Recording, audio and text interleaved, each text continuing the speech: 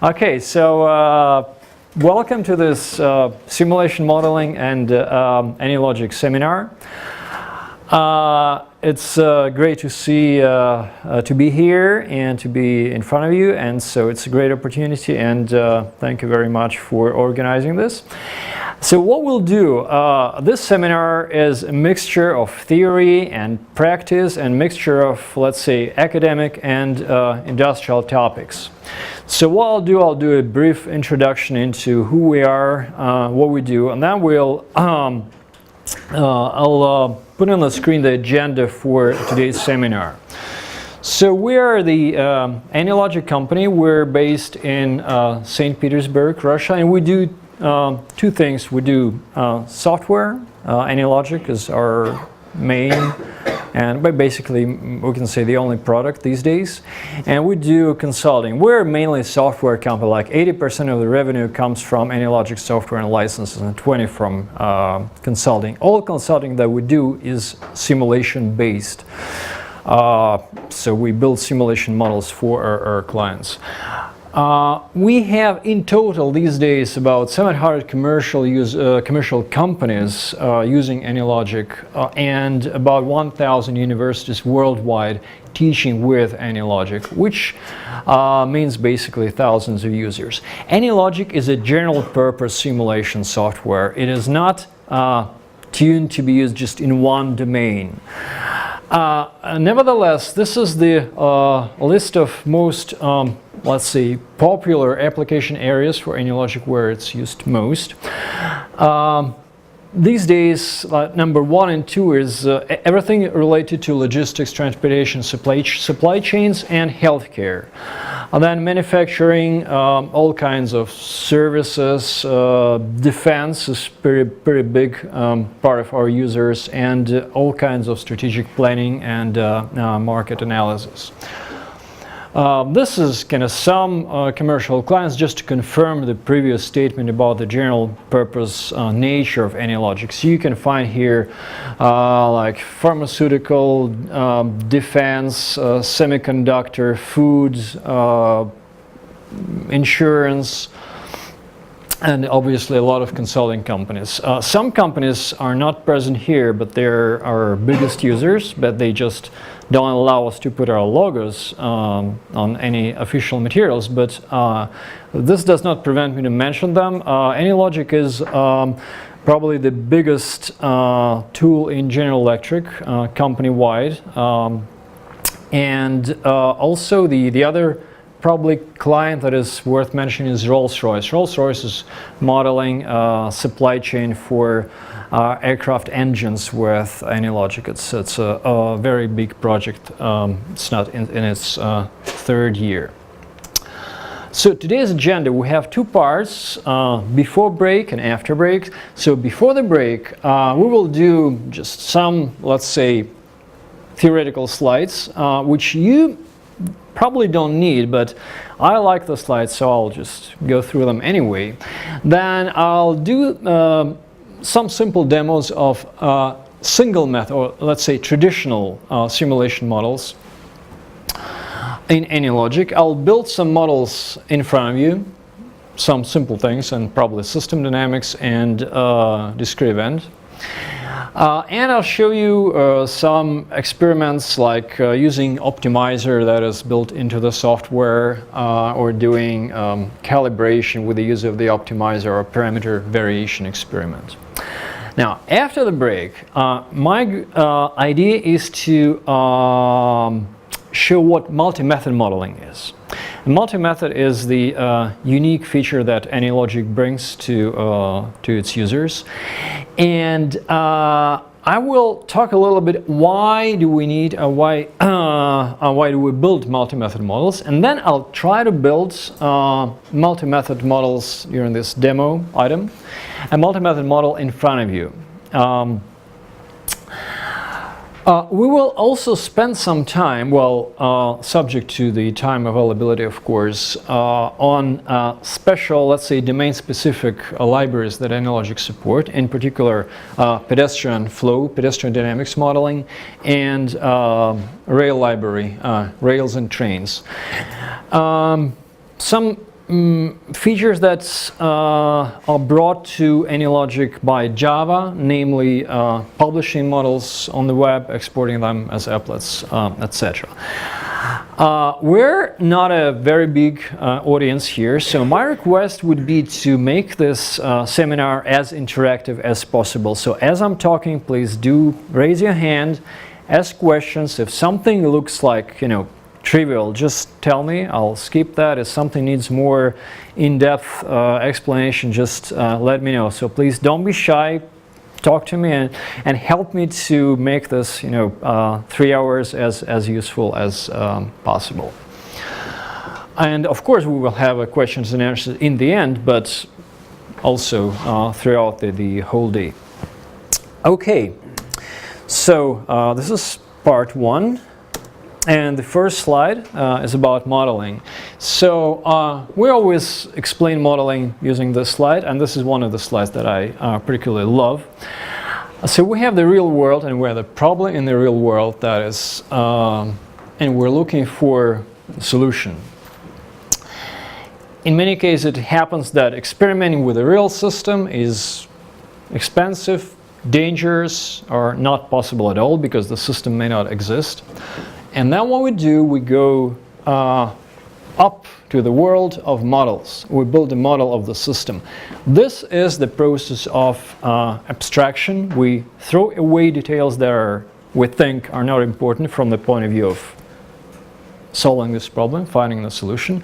And we leave things that we think are important. This is very informal thing. There's more art to this transition than technology to date. So this is a simplified, and in this sense it's always wrong, as people say, representation of reality. With this representation of reality, with the model, we do various experiments. This could be calculation, optimization, simulation runs, and we find the solution at the model level. And then we map the solution back to the real world. So the whole thing about modeling is finding this way from the problem to the solution through the risk-free world. So that's what we mean when we say modeling. You guys always, of course, know what kind of models do exist. They're very diverse, like mental models that are always in our heads that we use when making like either everyday or strategic decisions. For example, the org chart of the company drawn in PowerPoint is still a model because we can do some simple experiments, change boxes, see how the structure changes. Physical level models, this is of course the toy railroad, but like more industrial example would be, for example, the wind tube where the airplane body is being examined. Analytical model like formulas on a sheet of paper, spreadsheets, and simulation models. So these two are, of course, computer-based models. In general, if you visit like optimization or strategic planning departments of commercial companies worldwide, 80% of the models that people use would be Excel-based. So this is Excel, I'd say, would be the most used modeling tool to date. But of course you know that there are problems that are not solved well with calculations or formulas, and then we build simulation models. So simulation model is definitely an executable model. We don't say calculate, we say run. And what it does, it builds you a trajectory of your system in time. So any simulation model, regardless of what kind of language we use, is a set of rules how to obtain the next state of the system in time given the current state. And these rules could be different. Differential equations, state charts, process flow charts, etc., etc. Okay. Having said that, let's move to the methods that exist to date in simulation modeling. So I'll put them on the abstraction level scale. So these are different levels of abstraction. Down there will be, let's see, models and corresponding methods that have low-level abstraction, very detailed models where we do model individual objects, where we talk about like velocities, meters, seconds, etc., etc. Up there, they will be, in business terms, there will be strategic level models where we may not, need individual objects, where we may only need aggregates of them, where typical like time unit would be, for example, month or year, and we will be using global variables and their interdependencies and feedbacks instead of, let's say, business process rules or physical dynamics rules. So on the methods side, we have three methods to date.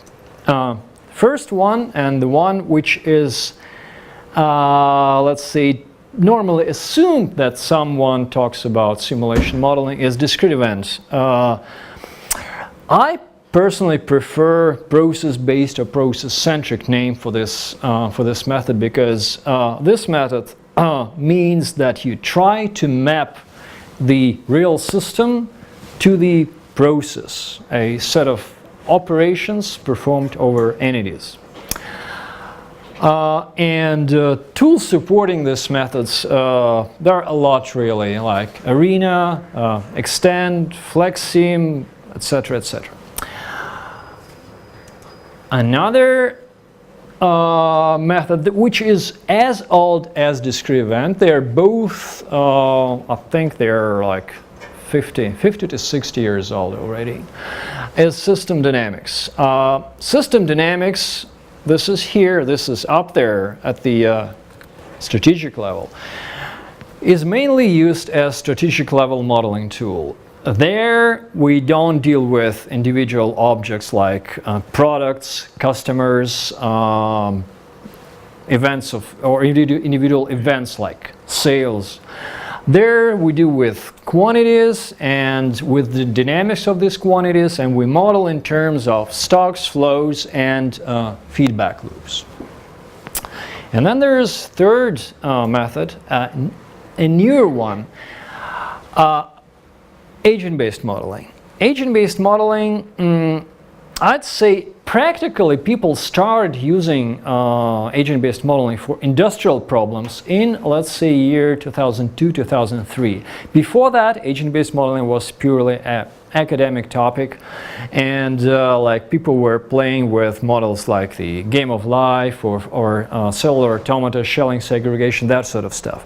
Now it's different. Now agent-based modeling is already in the kind of model simulation practitioner kit, one of the three methods people are equipped with when they deal with real-life problems. A couple of remarks here. Mathematically, this is mainly continuous time dynamics, differential equations. These two are mainly discrete, although this is not strict, because continuous time dynamics may appear as a, let's say, a part of a discrete event or agent-based model, and vice versa. Instantaneous events that suddenly change something may happen there as well. These two approaches are what we call system level. You try to describe the whole system using a certain methodology. Agent-based modeling is different. It's individual level, individual-centric modeling method. There, you start with describing an element, an object in your system. Then you describe the individual behavior, decisions, timing, maybe interaction with the others, and then the global system level behavior emerges out of concurrent work and interaction of individual behaviors. Guys, any questions so far? No. Good. I'll do a quick demo. This time I will show a couple of already built models and then build a couple of other models in front of you.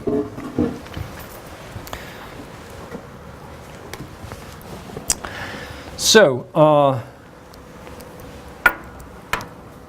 this is Anylogic, the tool we're talking about. And I'll open one of the example models. In this case, this is a manufacturing model. That's a very big one.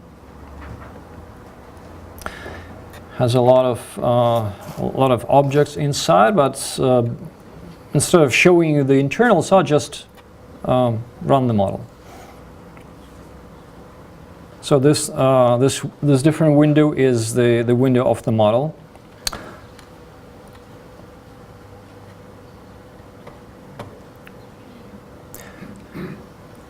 So what happens here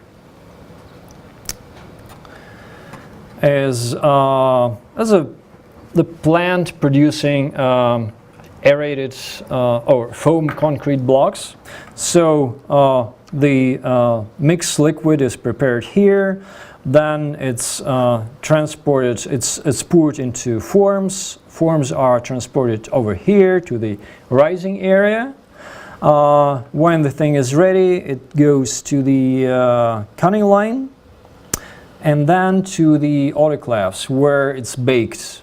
And after that, the concrete is ready and ready for it goes to the basically warehouse. I'll run it a little bit faster. So the whole thing gets filled with the warms up. The model starts warming up and filled with the entities. So what we have here is we have a typical factory floor with the technical drawing and the factory floor used as the background, and let's say important places then marked up on top of the background. We have 2D animation, we have 3D animation of the whole thing.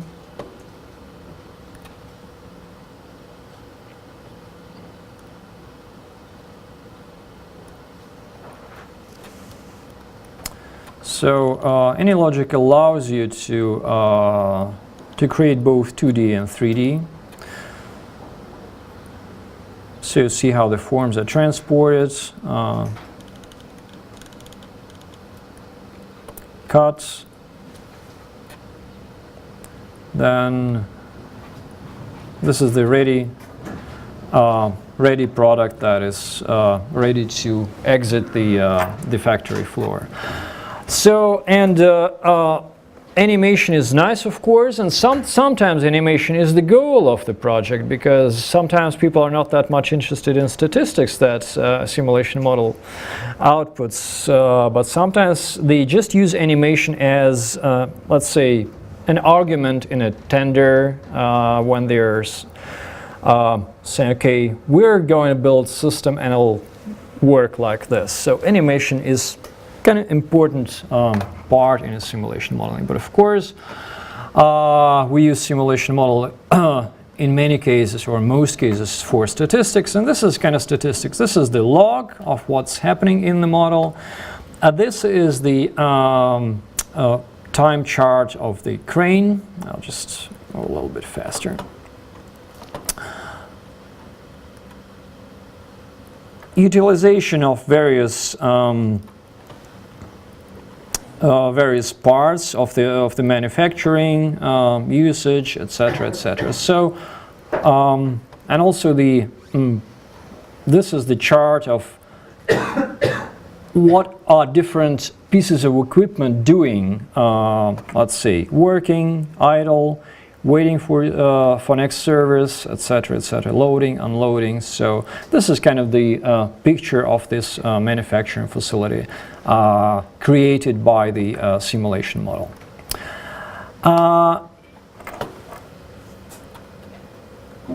If you use actually, this is not a purely discrete model, because some agents are actually some objects are actually agents here. described with state charts. But let's find something, yeah. So for example, this thing is pure discrete event block with source, queue, conveyor, delay, and these blocks in Anylogic are coming from the what we call enterprise library. Enterprise library is the Anylogic library for discrete event modeling. So it contains all the usual blocks here, like delay, queue, match, select outputs, hold, seize, release, resource pool, etc. Okay, so that was a quick demo number 1, and the next model is an agent-based model of a supply chain. All models that I'm showing are included in Anylogic distribution sets, so you will be able to run them, to find them and run them. So in this case, this is adaptive supply chain. It's a hypothetical supply chain, nationwide. In this case, things are happening on the territory of the United States, as you obviously can see. So what we have here, we have a map. Anylogic does support GIS, Geographical Information System maps, but in this case, this is just a simple vector graphics that you can scale and then use panning. So you have 1, 2, 3 suppliers of parts. Let's say this is a laptop manufacturing and sales supply chain. So let's say these are 3 different suppliers for the laptops. Laptops are actually manufactured at 2 facilities here and there. Then the yellow guys are distributors that accumulate products and then ship it to the retailers, and the green guys are retailers. Okay? So this model has been built as a network of agents, and agents are of exactly these types. So if we return to the Anylogic development environment, you will see there is agent distributor, agent producer, agent supplier. So these are objects, individual objects. They have their own behavior. They have their own rules with respect to, for example, inventory policy. How do I replenish my inventory? When and how much do I order? So these rules are located at the individual objects, like distributors or retailers or producers. Okay, what we can do with this model. First of all, you can click on an object and you can see what's happening to the object. So this is the red line is the order backlog, and the upper graph is the product inventory.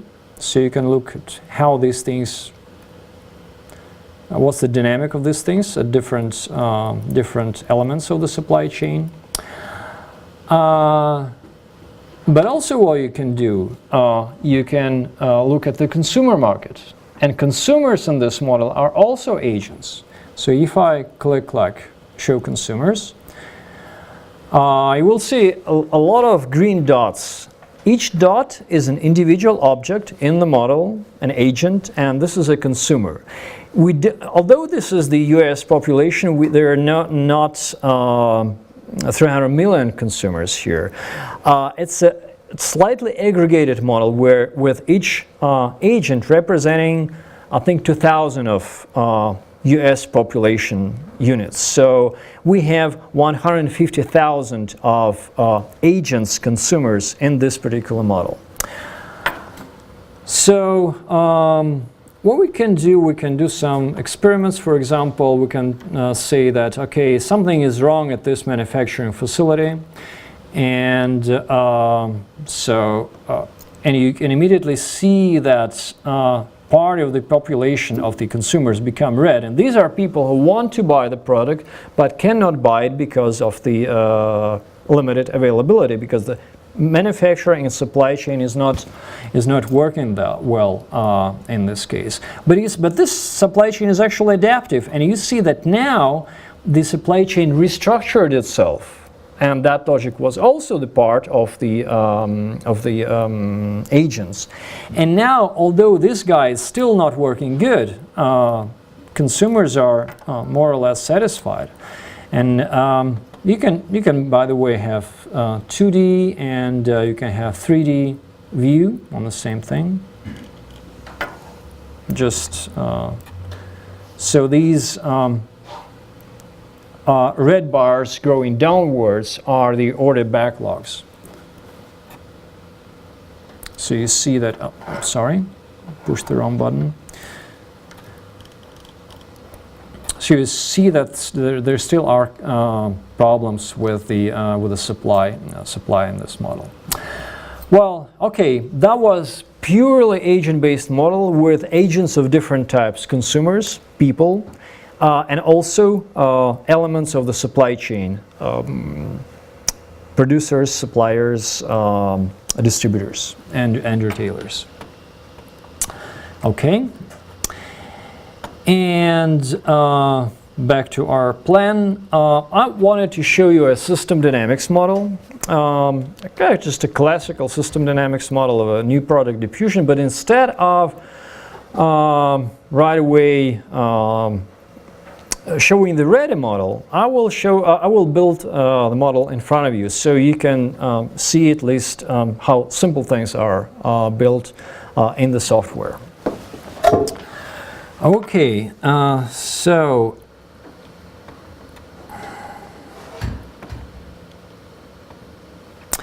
this is what we're going to build.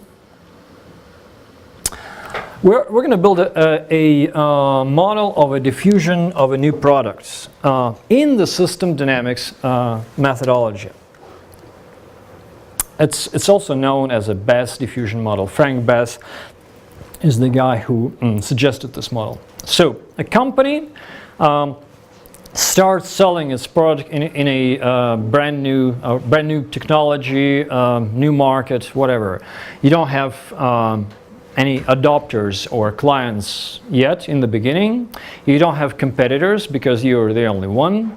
So the only problem you're facing is to convince your clients to buy your product. So in this methodology, in the system dynamics, you model it this way. These are the two stocks: clients that you already have and people who your potential market, people who theoretically can buy your product. As you sell, the contents of this stock flows into that stock. There are no individual consumers, no individual people here or there, just quantities like 1 million, 10,000, 1,000, etc. And sales is how many sales per month. Everything are continuous variables. Why do people buy? Why do you sell? Two reasons. One is advertising. You advertise and people may buy because they get interested because of advertising. So this is yet another variable in the model. And another reason is word of mouth. People who already are your clients talk to others, and they may talk to your potential clients, and they may convince them. So this is word of mouth. Two reasons for selling the product. Two more variables in the model. What do they depend on? We're introducing an physically non-existent parameter, let's say, advertising effectiveness. We need this model to run, we need to introduce this parameter. Okay, so this is, okay, how efficient is your advertising? What percent of your potential clients buy during a month or a week? So the more clients are there, the more efficient is your advertising, the bigger are the sales. But as the sales are happening, they remove items from this stock. So this is a negative feedback loop, which will balance the system. Look at this. People who are the clients, at a certain contact rate, they talk to others, including these guys, and the more they talk, the more these guys buy. So the more are the clients out there, the bigger are the sales from word of mouth, which bring even more clients into the stock. This is a positive feedback loop. System dynamics, continuous variables, feedback loops. Mathematically, this translates into a set of algebraic and differential equations. We will not go into this, but we will build the model now.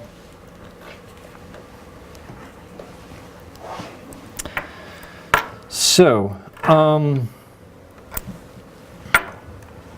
I'll create a new model. Let's say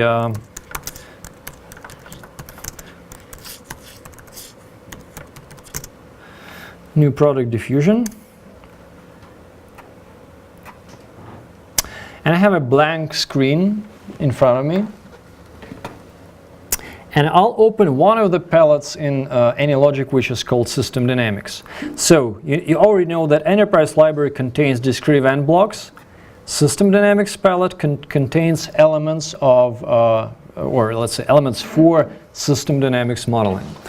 So I'll start with my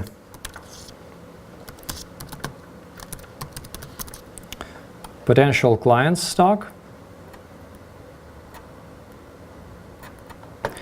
And I'll copy it.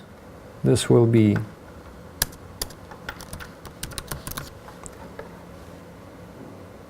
the client stock. As we are hopefully selling the product, there is flow, sales from here to there. Initially, we have no clients. Initial value is 0, but we have potential clients, let's say 10,000. It doesn't matter for this demo model. If I run this model now, nothing will happen in the model because we're not selling. The sales rate is 0. So what we'll do, we'll add components or reasons for the product diffusion. Sales from add is our variable, and it will impact our sales. So far, the sales will, by the way, in Anylogic, well, whenever you use a textual language, you don't need to remember all the names and type them fully because you have code completion. Like I wanted to say that sales are equal to sales from add. So I start typing sales and I press Control space, and I'll have the list of available variables.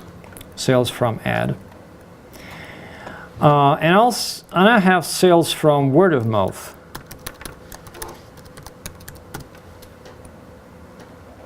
Another component of my sales. And this is some sales from word of mouth. Okay, let's treat first the sales from advertising. We are introducing this magic parameter.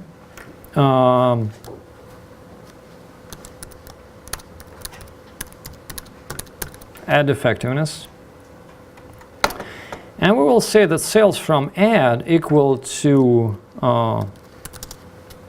potential clients multiplied by ad effectiveness, which makes sense because the more there are clients out there, the bigger is the market, and the more efficient is our advertising campaign, the more we're going to sell. we need to graphically reflect all dependencies between the variables, and this is a part of system dynamics methodology, that all formulas or all dependencies are graphical. And the formula, formula is this. Now, what is ad effectiveness? I'll just put in some value here, like 1.1% of our potential clients adopt during whatever is our time unit, month, a week. Where do we get the value for this parameter in practice? Number of ways. One of them is calibration. So I build the model this way. I have a number of parameters. I know, let's say, that historically my system under such and such circumstances behaved that way, was outputting that kind of curve. We calibrate the model, we get the system dynamics values of parameters like that. Okay, so let's run this model one more time with this updated behavior. Oh, you see that things are start happening.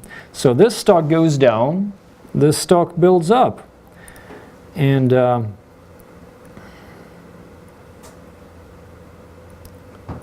can look at the graphs of the variables. Oh, sorry. This is the behavior of our system. Notice the progress with time. We have at 25 time units, we have sold how many? To 2,500 people. Okay? And in the current model, the only reason for adoption, for buying the product, was sales from advertising. Let's build another component of our model, sales from word of mouth. Let's introduce the parameter like contact rate. Contact rate 100. A person during a week or a month talks to 100 other people, and with a probability which we will call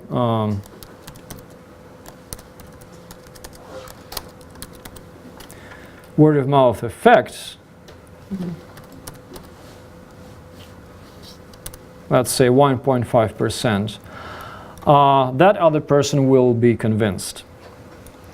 So, contact rate affects sales from word of mouth. Word of mouth effect obviously also affects sales from word of mouth. The number of clients, people who already have our product, affects sales from word of mouth. And of course the number of potential clients, the remaining market,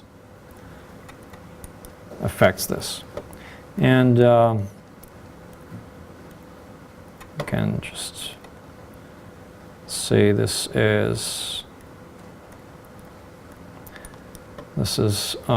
structure is for word of mouth, and this feedback loop is for advertising. Okay, what's the formula? And the formula I will enter now is known as, let's say, diffusion formula. So I'll try to explain it as I'm typing. Every client, every time unit contact rate other people. So this is the number of contacts per time unit. The people this guy talks to may either already have the product, in which case we're not interested, or people who don't have the product but can potentially buy it. So we need the percentage of potential clients. Potential clients divided by sum by the total population.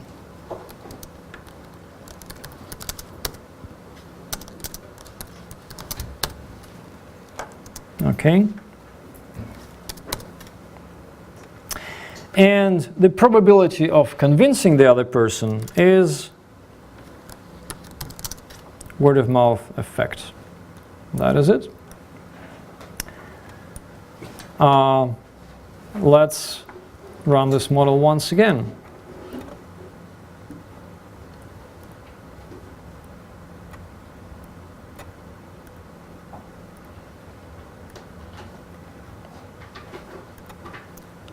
I stopped the model at time 10, and you see that sales rate is close to 0. Why is that? Number of potential clients. Not enough potential clients. Yeah, the market is completely saturated. Although, this is interesting probably about system dynamics.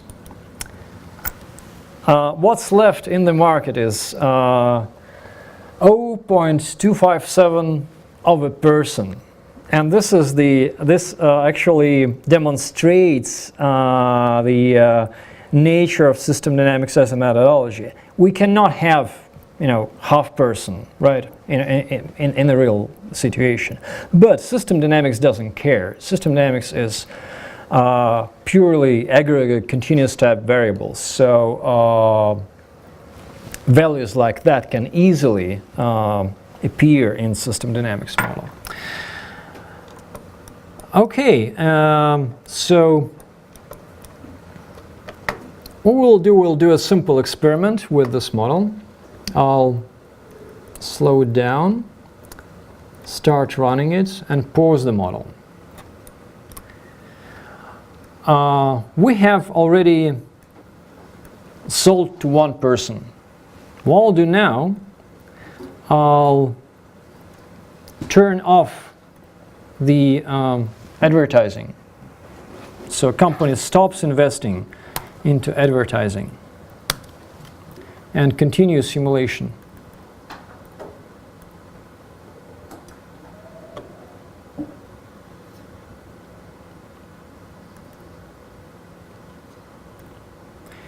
You see that people still, you were still able to sell to the whole market just because of the word of mouth. So this basically demonstrates how much greater is the effect of word of mouth than of advertising in this particular model. But that's probably enough with this demo. I'll open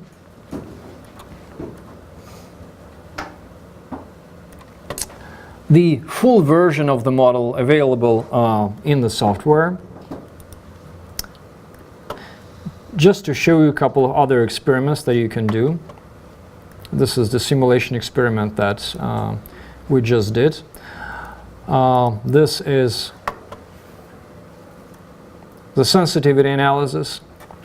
So system dynamics models, nobody is actually interested in seeing how gradually things are simulated.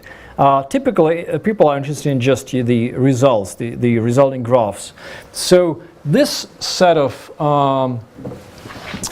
curves is the client base over time with different values of advertising effectiveness. So this is basically sensitivity of the results to advertising effectiveness. And this is the sales curves over time, again with different values of advertising effectiveness.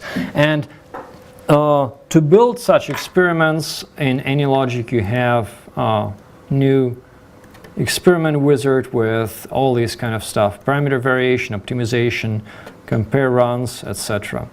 The compare runs experiment with this particular model can be done like that. So you enter different contact rate, let's say 80, You have a different run, 120, yet another run, etc. Okay.